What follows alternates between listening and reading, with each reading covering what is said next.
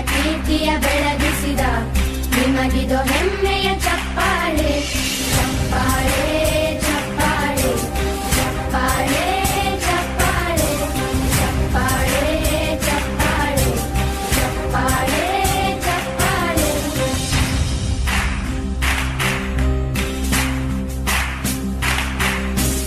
ಕನ್ನಂಬಾಡಿಯ ಕಟ್ಟಿಸಿದ ಭಾರತ ರತ್ನಕ್ಕೆ ಚಪ್ಪಾಳೆ, ಕನ್ನಡ ಡಿಂಡಿಮ ಬಾರಿಸಿದ ಕವಿಗಳೇ ನಿಮಗಿದು ಚಪ್ಪಾಳೆ. ದೇಶವ ಕಾಯುವ ಯೋಧರಿಗೆ ನಮ್ಮೆದೆಯ